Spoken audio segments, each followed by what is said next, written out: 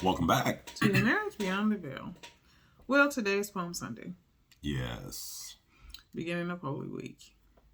So I was thinking about Palm Sunday and sort of the significance of it because Jesus comes in and he's triumphant entry into Jerusalem.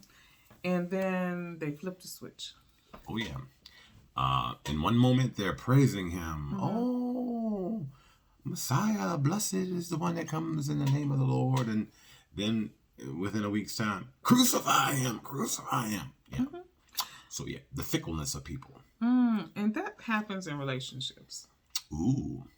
And so when I started thinking about that, I was like, why is it that, when, we can have so much joy and so much praise, and this person is wonderful, they're the salt of the earth, they're my soulmate, they're this, that, and another, and then in a matter of a snap, which I can't do, you're gonna snap for me, there you go, people change. Well, and one has to wonder what was authentic. Lavishing praise and niceties because it's convenient or if it's beneficial for you, and then when it no longer is, you can turn the tables.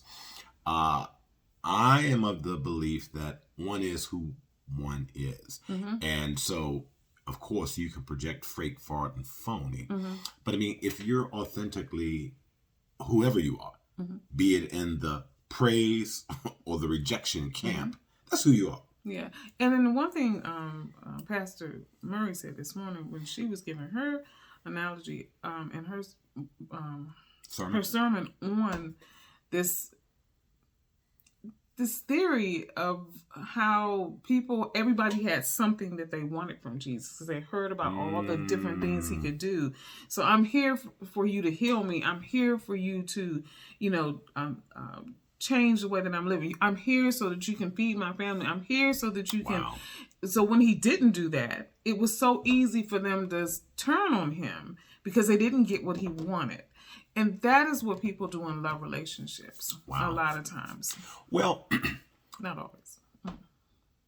Now, shifting gears to my sermon. Yes. Dealt with the fact that the disciples, it says the whole group of disciples was praising Jesus during this time. But there was some of the Pharisees who wanted him. They went to him and tell him to have his disciples rebuke them for this praise.